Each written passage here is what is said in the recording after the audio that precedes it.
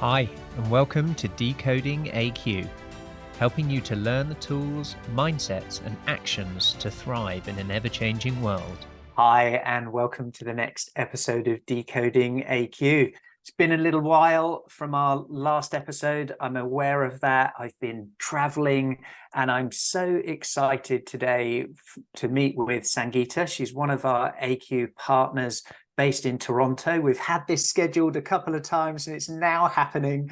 I'm dialing in from San Francisco, so I'm not in my normal studio, but welcome, Sangeeta. Thank you. Thank you for having me, Ross. So Sangeeta is the principal at SB Global. It's a human capital solutions. And as a talent developer, involved in talent acquisition, been in this world of assessments, of DISC, of EI, all around trying to improve human-centered skills with a focus on call centers. As Sangeeta brings a passion around education, whether it's through schools, books, self-discovery, or through mentorship. And not only does she believe, but I have experienced and witnessed how she impacts others in all that she does, and just loves working with people to help them identify their own strengths and bring out their best. So I'm looking forward to diving into your journey, your experiences in your own adaptability, your experience with AQ. And I'd just like to perhaps start off, Sangeeta, in terms of give us a little bit more of your background, please. Yeah, so absolutely. So yeah, I'm predominantly every job I ever had was in contact centers and call centers. But I was always fascinated with the people side. So luckily, one of my mentors brought me right into recruitment, like within a couple of months. And then I started to study just from observation people. And so over time, when certain words click with you. So when I was in high school, I remember someone saying some words to me that were not positive. And so that also reflected in my results, because that's where I learned that words carry power. Words have energy. And I use that to today. So imagine the first half of high school, I'm a D student. Second half of high school, I'm like in the top tier, because someone of influence, someone who mattered to me, the words were powerful. And so that started my journey on understanding just how we react as people. And that's what I studied through school, and so grateful that all my I always still say, what am I going to be when I grow up? Because I've been blessed to have different avenues where I get to do exactly what I wanted, which is work with people and create those meaningful customer experiences and human experiences. Sorry, I am in the customer experience space, but those human experiences, regardless of where we are. So when I used to teach in the college, I always ask someone this: tell me 3 to 5 things amazing about yourself. And what's so sad is how many people cannot find one thing. And I've seen people have tears come through their eyes. And so I realized that my role as a teacher, a facilitator, a moderator is to have people leave whatever, my course or whatever it is, better than what they came in. And that's really my mission, is to elevate people. It's beautiful, isn't it? And that connection of co-elevation, that all boats rise in a rising tide. And you do this, as you say, in various different ways, through training, through facilitation. You've written 4 best-selling books, and you chair various different organizations and events and things. But tell me, what was your first journey into AQ? How did that begin? When did that begin? And tell us a little bit about your early experience of discovering this, and perhaps how, once it discovered, how has it impacted your life and the work that you do? Okay, so this might not be a short answer. So we've got time. We got time, Sangeeta. I was exposed to AQ through a very good friend of mine, and he knows I do a lot with human behavior. And then that's what I love to do. Even though I do recruitment, I'm most fascinated with anything with human behavior. So he actually referred me to the program and to Nancy Watt. And so slowly I started, I took the course. I got level 1 certified. And I'll tell you what attracted me the most was the genuine spirit of that co-elevation and not leaving anyone behind. And I can tell you, so in this journey, learned so much about things that we can control, things we can learn in the ability dimension within the study. And, you know, life happens to everybody. So one of the subdimensions is mindset, and another one is resilience. And, you know, everyone has stuff going on. I had a major situation still going on last December, and I could have spiraled because it was tragic. But I kept repeating that I understood that my mindset will control how much this tragedy shapes and what happens in my life. So I was very aware of the power of the mindset. And, you know, I think there might be different opinions on here, but I think mindset frames everything else. You can have resilience, but if our words are not programming our brain to see things with a certain lens and to speak certain words, everything else comes secondary to that, because our lens is how we see the world.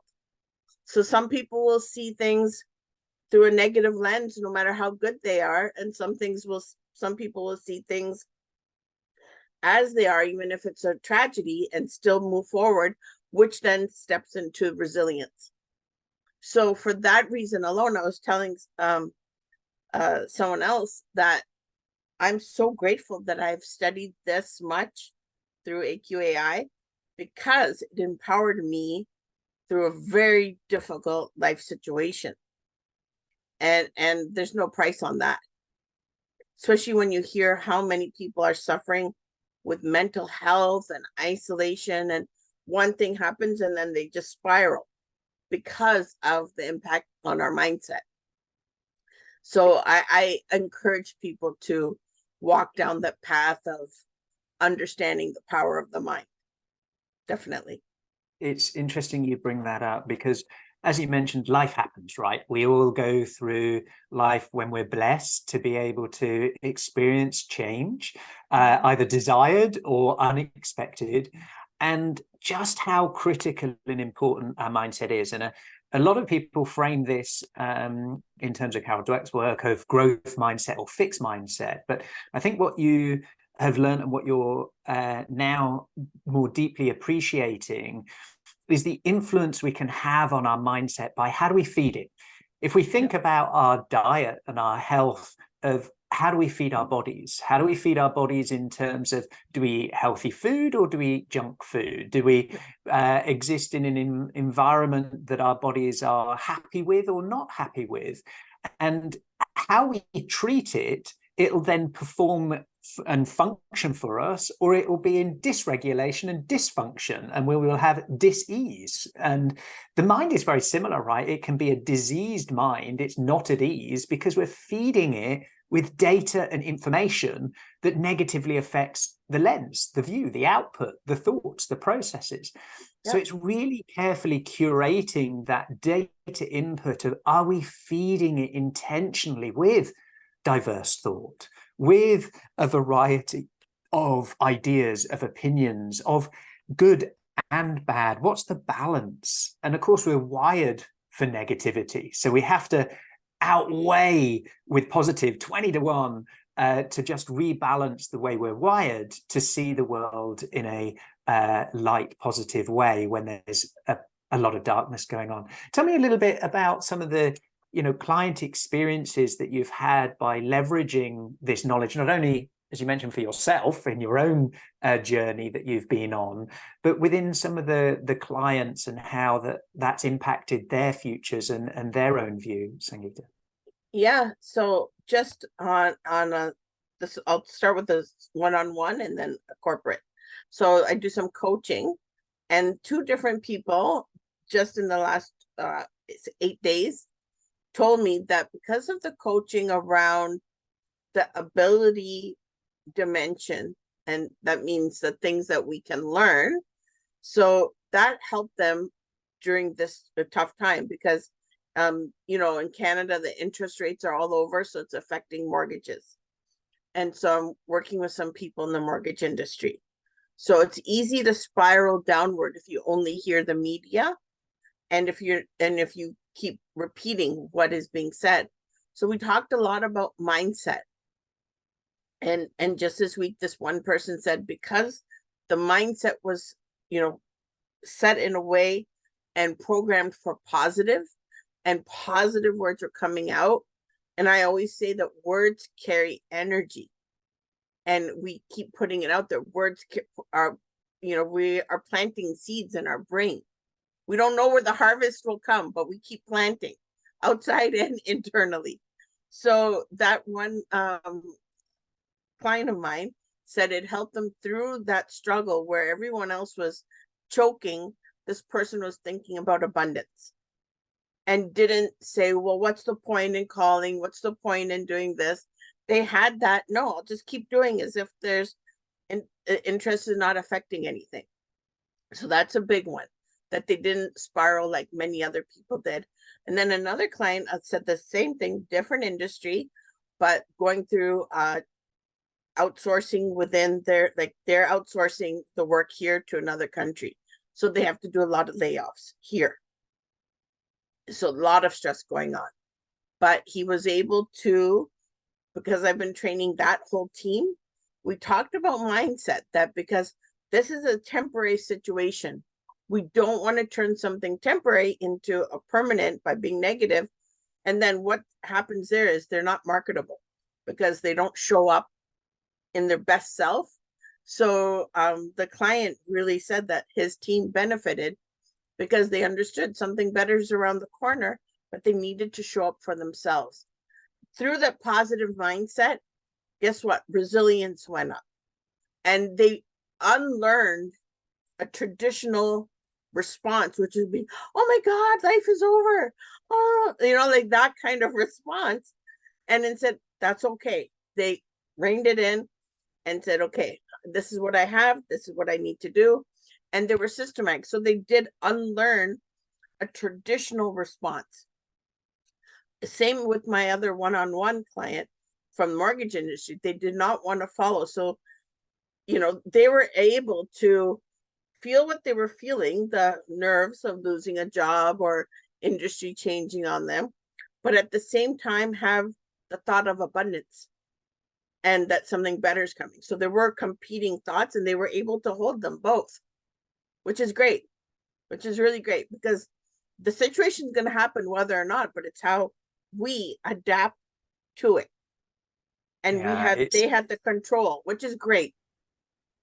It's interesting, you know, you say the traditional response.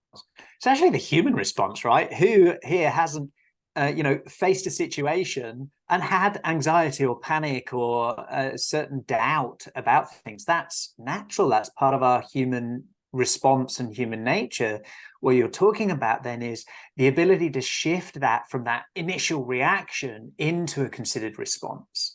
And so by using some of these reframes of things, instead of happening to us, happening for us, and that just simple reframe can allow us to then improve our hope, to build strategies and pathways to a better future, to then believe we have the agency and the skills to achieve that, and we can start to plan a route forward. And often all we can see is just what's happened. It's all negative and these things, and we've cognitively impaired ourselves to be able to, as you said, hold competing demands, have mental flexibility to think of new solutions, and to have that level of hope. And I think I remember a story that you shared very early on in your certification process, where you were giving a debrief to a CEO that you were working with. And it often from the prospect of our coaches and consultants and partners, creating an opportunity of a deep connection and also a longer term connection with our clients. I don't know if you can remember that particular experience that you had with them, and how not only in that moment, they cope with something that was difficult, but be able to form a longer term relationship with you to serve them over time. Perhaps you could share a little bit more about that one as well, Sangeeta. So I do know there. I don't remember talking about the same one, but I have a couple of those where when we're truly committed to creating more meaningful human experiences for everyone, whether it doesn't matter who it is, because the title doesn't matter, we're all human beings. So regardless, but I know with this one CEO, a lot of times people feel like they're the CEO and that they're like some bigger than whatever, but they're all going through different pain points and insecurities. And so when we don't look at someone as just like a billable on their forehead, that, oh, wow, I'm going to get a lot of billables out of this, is more than how can I be of greater value to them? And how can I make that meaningful connection so that this person feels that it is an authentic relationship, that they are truly cared for? So I do that as a practice for everyone, because nobody likes that feeling when you're in a position of influence that then everybody's after you. And then life changes and you're no longer in that influence, and then the same people are not returning your calls. Nobody, I've been in both. Nobody wants that. And that's not the way. I saw my dad treated that way, and I would never treat someone like that. So I think those meaningful connections and just being able to, because of studying human behavior, I'm more aware of people's, like, the pain. When you've had pain in your life, you become very aware of what others are going through. And so sometimes people just need you to listen and not always offer a solution. And if you just listen, sometimes they find their own solution. And when they're ready, they ask. And I know two of the C-suite, I didn't offer right away, I just listened as a human being without an idea that, oh, I'm going to jump in, this is good, right? And as a result, I mean, they do seek my services for other things, but they wanted it on adaptability, specifically because I said, we can really work on your mindset. From mindset, and I loved what you just said, Ross, that we can reframe things, and then that impacts hope. And then hope impacts everything else. Like so many things, people give up in life because they gave up hope. So, and I've seen that firsthand. Unfortunately, I've seen it where someone gave up hope and threw in the towel. So if whatever we can do to give people hope in a really genuine, authentic way, where we can pour into them through our actions, thoughts, behaviors, words, I think it's all good. Yeah, it's powerful, isn't it? You mentioned, words have energy, they have a frequency, and they affect someone else's physiology and then also the way they view the world. Hope is also infectious, it's viral.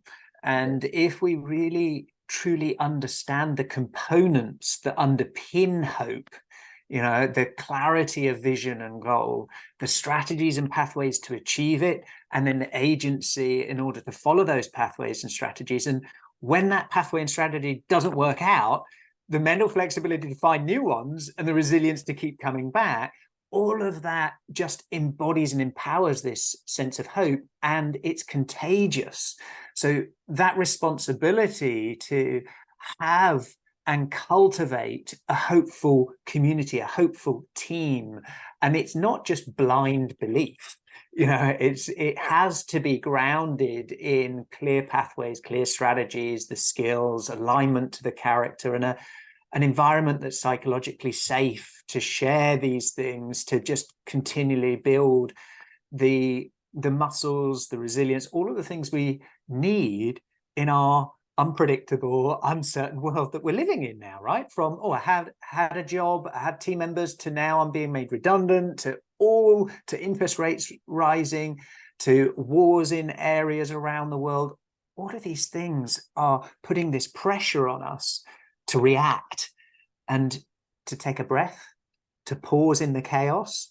And this is where people like yourself can come in to give. And it reminds me, when you talked about just listen, the Chinese symbol for listening has 5 components, and the listening, it's about the eyes, ears, heart, mind. All of those things are components of the symbol for listening. And often we forget that it is that we listen with our eyes, we listen with our heart, we listen with our ears, we listen with our bodies, and that attention and focus, that oneness, to be in the zone with somebody else is such a gift. And it's so energizing, isn't it, when we get it right? So in terms of, the work that you do with leaders, with teams, when they are shifting through these often very challenging situations, what other areas alongside adaptability, because I know you work in EQ, you work in a variety of other ways of human behavior, how are you seeing that intertwine and intermingle in some of your work? And it actually intertwines beautifully. So I do a lot with empathic communication and collaboration using toys. So we do experiential learning. So I usually use that to kick off longer training, to make people aware that we communicate differently and that we have different needs and different ways to share knowledge. So like a typical, in a company, there's cross-functional teams. IT and sales are always butting heads, or operations and things, because they're only seeing things from their lens. They're seeing it this way. Through gameplay of empathic communication, they are able to become aware that there's many points of view. So I use that, because then I say, see, in the process, you started to adapt your communication style to meet the needs of those you're playing with, like working with. So I use that. I do a lot with DISC, and which matches perfectly with AQai, because there we'll measure the temperaments in more detail, but it's very connected to someone who's more extroverted, introverted, and with the DISC model we have something similar, but just in different words, and it's very connected. I can see, oh, okay, they're this, that's why they're more reactive, or they're this, that's why they're more introverted. And so it connects very easily. And when I train DISC, it is about adapting. When you know who you are, you can figure out who others are, and then you adapt yourself so that you have more empathic, collaborative communication. So they all are connected. The foundation for everything is really that humility and having a humble heart to be the one who can adapt for others. And we can't expect people to do for us. We need to be that change agent and serve and adapt others the way they need. And that's what it comes down to. It does, doesn't it? That modeling and that bravery and humility to do so. Interestingly, last week at our summit in Mexico, Krista shared some interesting data where she looked at the AQ profile and scores and DISC, and she had a relatively small number. I think it was about 76 people that have done both assessments, and she was looking at the data. What are the correlations between DISC and AQ? Some fascinating data and insights, and we're looking forward to expand some of that research. I'll share that with you, that Krista presented, and it brings data into hunches, and this meaning and this shift of how do behaviors adapt? How do we respond to certain situations, and the opportunities through awareness and knowledge of self and others can help for flow, not friction, right? And that opportunity then for, as you said before, realizing our human potential, all of us, what we are coming with and what we leave with being more, so each session, each interaction with another human being, that we've left that in a positive way, in a positive footprint of those areas. Where do you see interaction better, each person better than when we found them? When I start the training, I always say we're like an onion, and I actually bring an onion and I go through this journey of awareness. We're peeling those layers of the onion off to get to our core, because we are so trained to project a certain image, and I'm this, so I should behave like this, and it's those layers. But really what we need to do is get to that pure, authentic self, and that's peeling the layer of the onion, and then you get to the best part of yourself. And it's often difficult, right? We can think about these analogies and these metaphors conceptually, but then to live, feel, and act upon them is quite difficult. And we often need external facilitators. We need this cocoon of safety around us to be playful. When things are really serious, when we're under pressure, when it's our jobs, when it's our industry, when it's our company, when it's the way we've created value in the world is under pressure, we often push the playfulness out.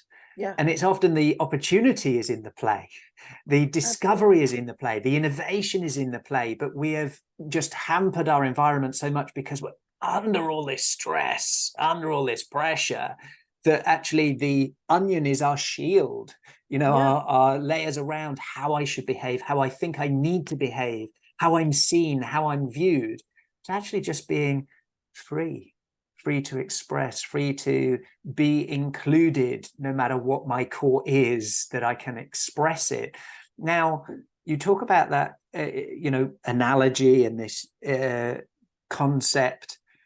In practice, you mentioned about play and about using toys and using things. What other things can companies perhaps explore and think about that can help them with some of those skills and with some of those development works to be able to show up as their authentic selves? Perhaps some examples of clients you've been working with, or stories where they've perhaps been a little bit afraid, but then through some of the work that you've done have opened up a little bit more to be able to embrace that. I see it happens with the teams when the leaders allow themselves to be vulnerable to the team. So, because once that vulnerability from the leader comes, it gives permission to the others.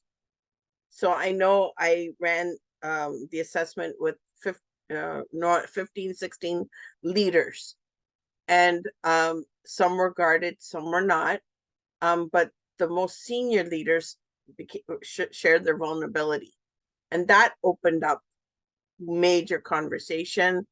And then they finally felt this is a safe place, because if the leader is, then I can also share that I'm nervous about this, or I'm uncomfortable with that. So I think it has to start at the leadership level. We can't tell people, hey, feel safe. You're psychologically safe, so be vulnerable, okay? That it's not something we tell people. It's something we create this environment. And through our actions, that happens, versus just like singing the song and dance and looking at the buzzwords on Harvard Business Review and chiming it out. It's how do we live? How do we actually act that creates that psychological safety, and letting people know that you are there and that what you've gone through, and your own insecurities. The leadership of today is that inspirational leader. It is not the leader, the authoritative and very loud or big posture leader. It's not that person anymore. Yeah, it's the heart-centered leader. It is. It shifted from experience and having the answers, being in leadership, to being vulnerable humble and willing to experiment that are those inspirational leaders. What have been some of the outcomes on a business basis or on a career basis of some of this work that you've done in AQai with leadership teams or with individuals? What's been some of the results of that? So we can talk about, hey, I've coped with it better, or I've really improved my mindset. What's happened on a business outcome? You know, some of the people who are interested in the hard math, you know, show me the ROI on this. Can you give us some examples of that? And I'm always ready with this because I'm more of a kumbaya, feely person. And so if you get a stats person, you know, like in the DISC model, a high C person who needs charts, graphs, figures, which I do not care about, but I have them because I need to connect with them also. So I have some mortgage brokers that a lot of their peers are like choking. And because of, and they say it, it's not me putting this words, it's them coming to me, that because of their mindset and how they perceive a certain situation happening at this moment in time, because it is a moment in time. So they are not making it bigger than it is, and they're carrying on with the right behaviors of planting seeds. And we don't know where the harvest comes. That's why I keep saying, like, keep planting. You don't know where it's going to pop up. And, you know, they kept repeating that in their head. And their mindset was abundance, and I'm making this happen. And so the one, he's really prospering, but then the team that he's coaching are also prospering, which makes me so happy because I think 8 months ago I started, and it was a very dark place for this person. And, you know, just 2 weeks ago, I'm hearing a very different story because they can't control the mortgage rates and we can't control interest, but we can control the response to the interest. What can you do? And then I have another client with a team here and in South America. And so we're trying to have two different cultures, work together, collaborate together, where the local culture knows, the local team knows their jobs are going over there. And so that's been a challenge, but we're preparing them to have the mindset of success so that they can go and find other jobs here, which they will. Because when you're bright and you're enthusiastic and you're positive, then you're attractive in the marketplace. So data-wise, like my client will say, they're thrilled because they have a higher rate of, you know, in contact center, we use Net Promoter Score. So that's measured to see how happy your customers are. So during this change, or not happy, during this change, both Canada and South America had really higher scores than normal. And the employee satisfaction scores on both countries were higher. When you'd think the one local one that's getting displaced would be low, both scores went up because they were fully empowered. And we created their, you know, we made sure they were taken care of in the emotional and mental sense, like for their mind. So employee sat went up, NPS went up, and the director said this is all because of the training, which is it's just amazing, isn't it, that whatever the circumstance, we have the ability to think differently. You know, you're talking there about a very traumatic situation of, oh, my job is going and I'm helping it go by outsourcing to another country. And what may have happened in the past is friction. I'll make it slower, not happen. I want to protect my job and protect myself, versus actually the company taking a responsibility of the employability of those individuals beyond their own tenure in that work, you know, and that ethical redundancy process just creates an entirely different environment, entirely different experience, and the responsibility of their employability beyond the doors that they're currently in and the company they're currently in. What a very grown up, you know, societal a view that has been taken there, and some great results that maybe many can think about. Often it's talked about but not acted, right? And I used some of your words because I said, you know, you'll get out of this program as much as you put in. And I go, the intention is so that no one's left behind. I can't guarantee there won't be changes and mergers and acquisitions and outsourcing, but we can say whatever you can choose to learn, that choice will minimize how that your own redundancy, because you'll always be current. You won't be left behind, and that you have control over. And I can be your co-pilot along with you, right? And you're driving and I'm the co-pilot, and to ensure that you're not left behind. And my client is supporting that, and so that we fully empower, so that they're not redundant, they're not left behind, they're just going through another door now. It's interesting, isn't it, about the view as almost a custodian of a moment. You know, I feel I'm a custodian of the organization that I've started, that if I get it right, it'll live way beyond me as the community, as people. And so my contributions, be that 5 years, be it 25 years, be it 50 years, whatever it may be, is that I'm serving something more than myself. And so that opportunity for organizations and leaders to think of other humans as you are a custodian for their experience during that moment that you are around them. So how are you leaving it better than you found it? Yes. How are you making sure they're not left behind? And that's a much more fulfilling, higher responsibility than the short-termism of an ROI on a set of skills to deliver a set of outcomes in a particular area. Those will happen if we work on the other parts. Exactly. Exactly. So when I start my training, I go, my intention is not just so that our NPS goes up and that CSAT goes up. That's not the intention only. The intention is that we serve your whole being, the whole self. And in that process, human experience is going to be amazing. Customer experience is going to be amazing. Your personal employee experience will be amazing. So we take care of the whole self.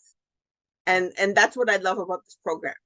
Yeah, it's the knock-on benefit rather than the desired benefit of those things. And when we view it in a more holistic way. In terms of some of the challenges of connecting someone's problem or challenge that they're facing, I've got to outsource, I've got to drive innovation, I've got to recruit the right people, and your work in AQ and adaptability. How have you navigated some of those conversations to help bring awareness to something that is emerging, that is new? It's not as well known as many of these other assessments and profiling tools in AQ. How have you framed it? How have you started those conversations? What are the challenges you've found in doing that, and how have you overcome them? And so I have one client that is doing a lot of succession planning. They're growing rapidly. And I said, I really recommended that use this assessment, not as a sole decision thing, but just as another point of view on who is suitable for this kind of leadership role. Who should be, who is knowledgeable and adaptive to circumstance. What is their lens? What is their mindset? Because you really want your leader to have mindset be on the lower end of the scale? Or do you want them to really have low resilience? Even though you can learn those things, is that who you're going to be moving from VP to SVP? I don't think so. So these are great tools to help you alongside with your own process, help you in that decision making. Just like for certain roles, I say you have to do a DISC assessment, because then you'll know right fit. Square peg, round hole, don't do it. So you will know. Like, you would not want someone like me to go into a finance and accounting role or engineering role. And with detail, you would not put myself. So you need to do assessments. And I think reading the AQai assessment. And what I love about it is the changes where there's also strategies to improve. Because a lot of assessments, you get the score, you go, and tell me more. And now, for those who have a desire to learn, that's another thing, desire to learn, they can dig deeper, and there's strategies that they can make their own program to move the scale over to better numbers and create their own journey. So it tells a lot. It's great for succession planning. I haven't used it yet for pure first-time recruitment. I've used it as a tool for suggesting to someone who should be promoted, but it would be great for like initial pre-screen, not pre-screen, sorry, initial recruitment, like when you're before doing an offer, like I use DISC. Same thing, I would recommend. It's a great tool because it gives you a really good picture of many dimensions. And that's what's really great. It's not just narrow. You have so many sub-dimensions to look at. And not that we're going to label or pigeonhole or do anything like that, because it is a moment in time. But it's a great tool. And the more tools we have that are credible, not just fluffy fluff tools, but credible tools, they can help us in our decision making and putting together the best teams. Yeah, it's interesting, isn't it, where used for development, to think of people in unique and new ways, somebody we might not have previously identified as a potential leadership candidate or an SVP because of where they're currently sat, whereas their AQ might give them opportunities they've never had before because they have a highly adaptive nature, highly adaptive skill set, but just hasn't been utilized yet. And those that haven't got it, well, the good news is we can improve it, right? We can have these strategies, we can work on it. And you then also mentioned about recruitment. That's not been the initial design and intention, but we've started to see a lot begin to use it. And we're doing some more work and more research to make it more applicable, because the whole factor of your environment and how your environment impacts your adaptability. Of course, if you're recruiting, the environment's going to change, right? You're going to enter a new company, enter a new team. So that will impact you. And we're just doing a project, in fact, with the cohort that we've got at the moment. We've got two psychologists going through that are part of the DoD, part of the Department of Defense, looking at it as part of the process and selection for the Special Forces.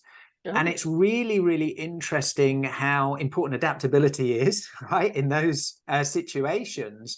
And we're working on a collaborative project to how would we take that data, what do we need to shift, what do we need to redefine to validate it in a recruitment use case.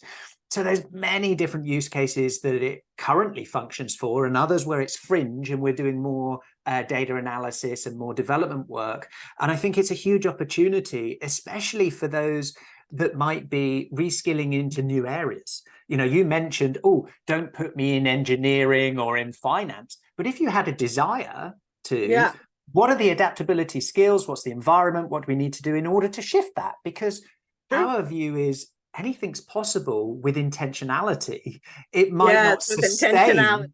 It might not sustain very much if it's so incongruent with someone's core. How do we shift them? Because we don't want to force someone to adapt into a shape that is so bent it becomes dysfunctional. But we might realize when we try on that new outfit, actually, I quite like it here. I never tried it on before, but I was brave enough and maybe playful enough to experiment into new areas, new careers, and new thoughts. And I think it's so critical right now, where careers are massively transforming, where a career for life that we just improve and upskill in our mastery is shifting, and we'll have many seasons, many careers, and a portfolio of careers of who we are, and to decouple our identity from the job we currently do to actually how we show up and what we could do in the future. As we come to the closing, I'd love you to share reflection on what I've just said, and then I've got one closing piece that I ask every guest, Sangeeta. So what showed up for you? I just wanted to add one more thing, because I do a lot around employee engagement.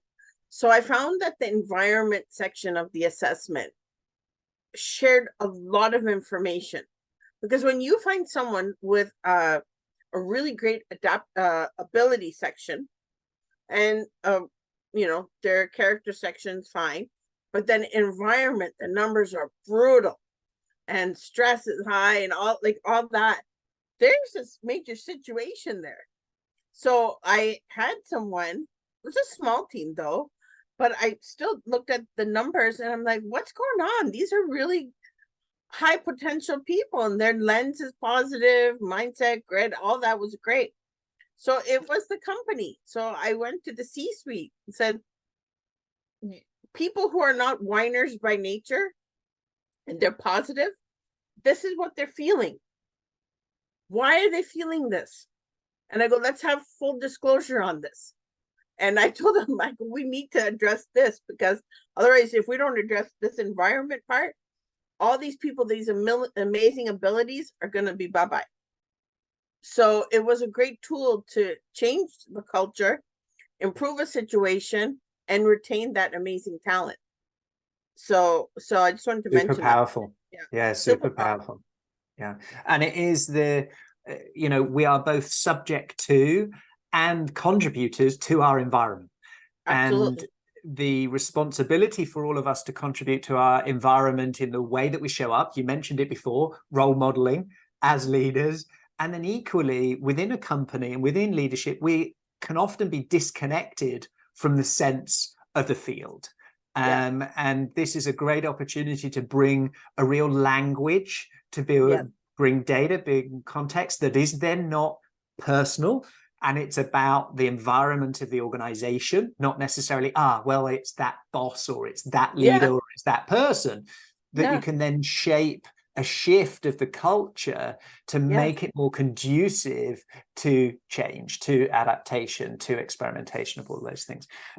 It's absolutely fascinating work. I love having conversations with our certified partners to learn about what's going on in their lives and how they're transforming their clients' worlds. And you've mentioned it a couple of times, the piece about unlearning, one of our dimensions in the ability. And the question I ask is kind of linked to that in some way. And it's around doing things for the first time. And my question is, when was the last time you did something for the first time, and what was it? Well, okay. I took on I was offered an article to write, and it was in an area that I knew nothing about. And normally I say, I stay away from tech. I only like people stuff, and I don't want to be around, I don't want to talk about technology. And so I said, okay, if you trust me, I'll figure it out. And so I'm investing time to study about it and at least sound a little bit knowledgeable. But I'm upfront that I'm not on that side of thinking. But I did embrace it because I do not want to be left behind. I have to embrace technology, so I did that. And that's in process, the research. But I jumped in and I said, yeah, sure. I love it. And often a lot of the breakthroughs, a lot of the innovations come from the naive mind. So somebody going into an area where they have no previous experience or knowledge, see things differently, look at things differently, view them in a way that is counterintuitive because they don't have the baggage. So embracing that uncomfortable situation of, hey, I'm a good writer, I do these bits, but this is an area I don't know or write about. Let me go and look. Let me go and see what I find. And your perspective, vulnerability, and authenticity, say, this isn't my area, but this is what I've discovered. This is my viewpoint. And just sharing that, I think, will be deeply valuable for many people. And we can all take something from that in terms of when opportunities come up that don't look or sound like ones that we've done before, to go for it, to see and be open. Don't try to, put that mask around us of, I have to be like this, I have to behave in this way. And we link that to being of value, that we can be of value by being a newbie in an area. And I was thinking that if I'm teaching unlearning, I need to keep unlearning previous patterns that are no longer serving me well. And I need to have that mental flexibility that I can hold this thought and that thought too. AI is great, but I'm a people first person. They can both occur together. This is an example. It is a perfect example. And as I said, having conversations with certified partners speak the same language. It is wonderful to hear you, how it's become part of your vernacular, part of your language, to use the dimensions, to think of it in this way, to have analogies, and doing work that ensures people aren't left behind and they become versions of themselves through intentionality and desire and the courage to try. So thank you. If people want to get in touch with you, Sangeeta, if the work that you've described and the things that you've said have resonated with them, how do they best get in touch? So I'm on LinkedIn all the time, so they can reach out on LinkedIn at just put my name in and come to me on LinkedIn, or you can email me at sangeeta@sbglobal.ca. Perfect. We'll add those links into the show notes. It's been an absolute pleasure. I look forward to the time when we can share the same physical space together. We've spent a lot of time on Zoom and connecting. I look forward to that. Maybe our next summit next year. But keep doing the amazing work, Sangeeta. I'm deeply blessed, grateful for your energy, your spirit, and your heart that you bring to our community. So thank you. Thank you. Thank you, Ross. Thanks so much. Thank you. Made this very joyful. So thank you. Do you have the level of adaptability to survive and thrive the rapid changes ahead? Has your resilience got more comeback than a yo-yo? Do you have the ability to unlearn in order to reskill, upskill and break through? Find out today and uncover your adaptability profile and score, your AQ. Visit AQai.io to gain your personalized report across 15 scientifically validated dimensions of adaptability. For a limited time, enter code PODCAST65 for a complimentary AQME assessment. AQai, transforming the way people, teams and organizations navigate change. Thank you for listening to this episode of Decoding AQ. Please make sure you subscribe on your favourite podcast directory, and we'd love to hear your feedback. Please do leave a review and be sure to tune in next time for more insights from our amazing guests.